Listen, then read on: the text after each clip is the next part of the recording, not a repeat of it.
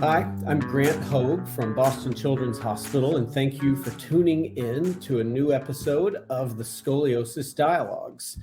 We are now in the second episode of our new format, highlighting articles from current and upcoming editions of the SRS flagship journal, Spine Deformity.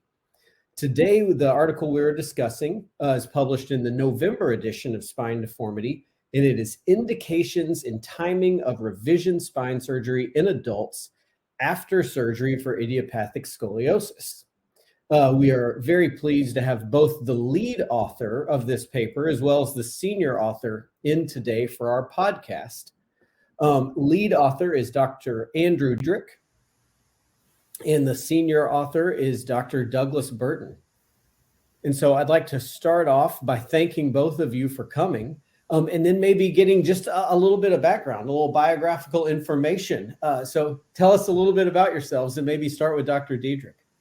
Yeah, thanks a lot for having us on, Dr. Hogue. I'm Andrew Diederich. I grew up in Salina, Kansas. It's a smaller town in central Kansas. Ended up doing my undergrad in the Northeast at the University of Pennsylvania. Then I went back to Kansas for medical school at University of Kansas, and that's where I met Dr. Burton and started this research project with him. And then this past July, I actually started my orthopedic residency. So I'm now an orthopedic intern at the University of Kansas. Congrats on that and welcome to the club. Thanks a lot. Wisely. All right. And Dr. Burton, let's hear a little bit about you. Yeah, I'm I'm a native Kansan, and I've been on the faculty at the University of Kansas for 22 years and am currently the chair of orthopedics here at KU. Excellent. And so let's jump in to this study. And I know, Dr. Diederich, you started this as a medical student. And so what prompted you to go down this line of reasoning specifically? Yeah, so, I had always been interested in orthopedic surgery for a long time. And so I was interested in trying to get involved in the department, specifically through research.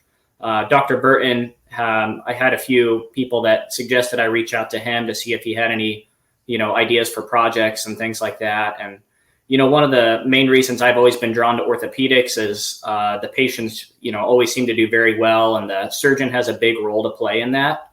But also the patients, have a big role to play as well in terms of, how hard they work with physical therapy and things like that. And I think that idiopathic scoliosis is one of those interesting disease processes where this definitely plays a role. I mean, these patients end up with significant improvements in their quality of life in terms of pain, self-image, and confidence. And certainly a lot of that is due to the surgeon and the operation if they need one, but also due to their own hard work. And so, I was really excited to be able to learn more about idiopathic scoliosis and kind of also get my feet wet a little bit with orthopedic research. Excellent. And so, Dr. Burton, one of the issues sometimes with publishing on a complex topic is then those patients seem to find you and show up at your door. So what drove you to publish on revisions in idiopathic scoliosis patients? Well, it was because the most of the patients that we see really are doing fine. And it's a small number really that are struggling. And if you look at our numbers, 81 patients had come to see us over this period of time who'd had previous surgery. Most of them were doing all right, and they're sort of checking in and making sure everything's okay. But then there was a handful of them that were struggling. And what was interesting to me was that some of them were a long ways out from surgery. I mean, not just years, but decades.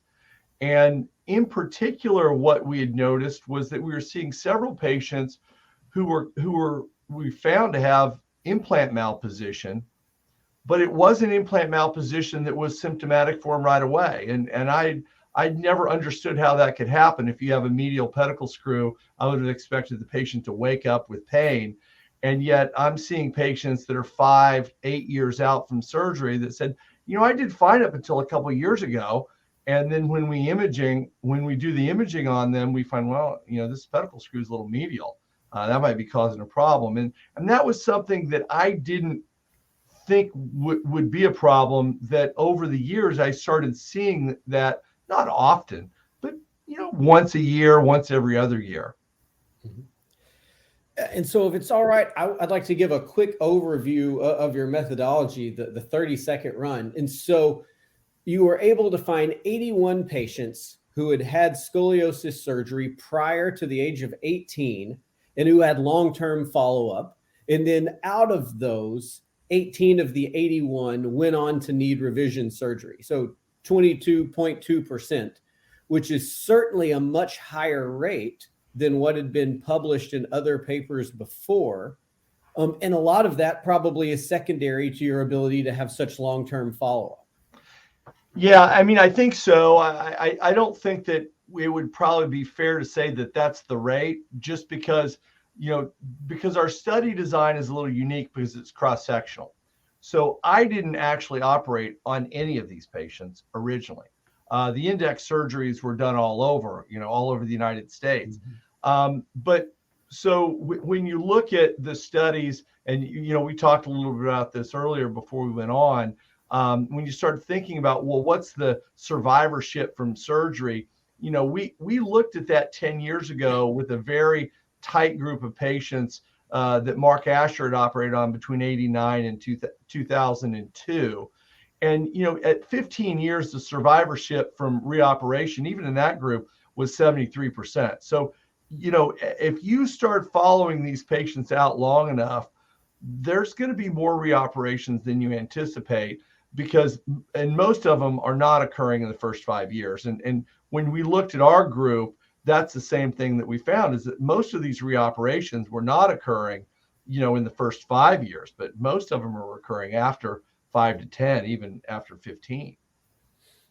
Yeah, and so in the results, your table one is really, really telling, and that's kind of the meat of this for me. That you've got this one group of patients who had revision at kind of 10 to 15 years, and just like you said, this is for implant malposition, pseudoarthrosis, or even delayed infection. But then another group of patients who, after 20 years or even after 30 years, had adjacent segment degeneration, potentially stenosis, or even spondylolisthesis. And the spondies weren't even necessarily just below the construct. Right. Yeah. Tell me a little bit about the kind of the super long-term follow-up. These patients, 25, 30 years out. Yeah, I think that, you've got some people, we've all seen the patients that, they've got a right thoracic curve, maybe they have AIS surgery, and they have the asymptomatic 5-1 spondy that doesn't need anything, except for maybe 30 years later, that 5-1 spondy becomes symptomatic. So we had a couple of those, but then we also had the patients that, had the Harrington down to 3 or 4, and then developed degeneration below. Some of those a couple of them had a flat back associated with it, but not necessarily. It wasn't like everybody was a flat back. It's just people, the spine ages, and when you've got 40 years of only 2 or 3 motion segments, after 40 years, those 2 are going to wear out, and not in everybody, but they will in some people. And so, knowing what from this paper, but then also kind of adding that to your own clinical acumen in ways that you've seen spine surgery change over the years, do you think that the future is probably brighter for us in terms of patients needing long-term revision, either secondary to newer technologies and anchor placement, or a better understanding of the sagittal plane? I think so. I think that when we think about what our principles are, they are that, we want to preserve as many motion segments as possible. And I think that that's as true now as it was, when the first Harrington papers were coming out. The more motion segments we preserve, I think the better they are. The better the sagittal alignment, the better they are, and the more accurate and the stronger our implants are. We didn't have any screw malposition when we were doing Harringtons, but I think that our implant accuracy rate now, and certainly going into the future, is better than it was during the early years of our experience with pedicle screws. And so Obviously, you see, I've got my Boston Children's logo on here. Yeah. I operate on children. I operate on adolescents.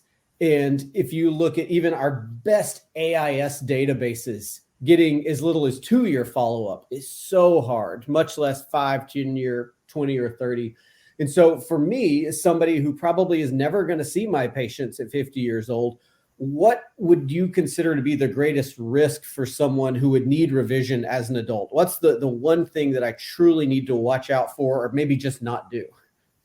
Well, I think that anytime you're ending at 3 or 4, that person is going to have a higher rate of revision at age 60 than somebody that you're able to do a selective fusion and stop it at 12 or 1. I just think that if you can do that, the patient's going to be better off down the road. But you've got to factor that into if it's a double curve and how balanced are they going to be. And so, ultimately, every patient is just the individual, and you've got to do the right thing for them. But I certainly feel better when I see a kid that's got a single right thoracic curve and I can stop at L1. I'm like, this kid is probably never going to need another surgery. Versus if you've got a big double curve and you're going 3 to 3 or 4 to 3, you're like, well, hopefully those 3 discs are going to hold up for the next 60 years. Because they're going to live 60, 70 years if you're operating on them at age 14. Absolutely. All right. And to maybe switch gears a little bit, Dr. Diederich, and so you pointed out that you started this when you were a medical student. Yeah. And was this the first paper that you've done kind of start to finish and really owned, or did you have a lot of research experience before this? No, this was the first one. I think it was a good research experience for me to kind of, go from start to finish with it in terms of data collection, statistical analysis, and manuscript writing and things like that. And so my hope is that there will be medical students and residents watching this. So having taken something from conception to publication, what would you say were the biggest struggles for you, and how would you do it differently next time, just from setting up your timeline, your methodology, even data management? Yeah, I mean, the time limiting factor, of course, is the data collection. It just takes a long time to collect data on these people. Follow-up, of course, is hard, I think, especially with this patient population with so many life transitions and things like that. And certainly that would, I think, be a less of a challenge in other disease processes. In terms of things that I think I would still need to work on and hope to develop as a resident, it would be more the research idea generating process. And as I develop more expertise in orthopedic surgery, I hope to be somebody who's coming up with research ideas and things like that. Well, I'd really like to give you a compliment on this manuscript, because the scientific explanations are absolutely fantastic. And scientific writing is not easy. It's not something that comes naturally to most of us. And your ability to articulate the findings in this paper was really fantastic. So congratulations on that. Thanks a lot, Dr. Hogue. I appreciate that. And then so the final thing that I'd like to know is what comes next? What happens next with this patient cohort? Are we going to follow them out for further and maybe learn a little bit more about how they do in the long term, maybe with patient reported outcomes, or, what's the next plan? I think that the next iteration of this is really getting to what you described, and that is, how do we follow all these patients longer than just the 1 or 2 years? And so if you look at what's going on in the United States and in the world in terms of registries and data collection and big data, I think that's going to be the next step. I think that anytime you do a study like this, this is just kind of grinding it out, old school data collection. And you've got talented people like Drew that they suck it up, they put in the time, they get that work done. That's not going to get us the 20,000 patients with 30-year follow-up that we need to start taking those next steps. So as I think about it, it's like this broader step, and that's where in the SRS, we're trying to develop our own registry through our app that we're developing, so that we can really start to get bigger data and morph that into sort of a longer term follow-up with standardized outcome sets and all that. And that we're years away from that, but like anything else, you're not going to get there until you take the first step. Oh, and certainly a step worth taking. I think that actually really kind of sums up and closes us out. I don't know that I could add anything more to that or ask any questions that would give us kind of better advice and marching orders to head forward. And so with that, I'd like to thank everyone for tuning in to the Scoliosis Dialogues and tell you to stay tuned for more content coming over the next few months. And we hope that you are all enjoying this new session where we go in and we actually talk about the articles. The Scoliosis Research Society is a nonprofit professional organization made up of physicians and allied health personnel. Their primary focus is on providing continuing medical education for healthcare professionals and on funding and supporting research in spinal deformities. Please visit srs.org for further information.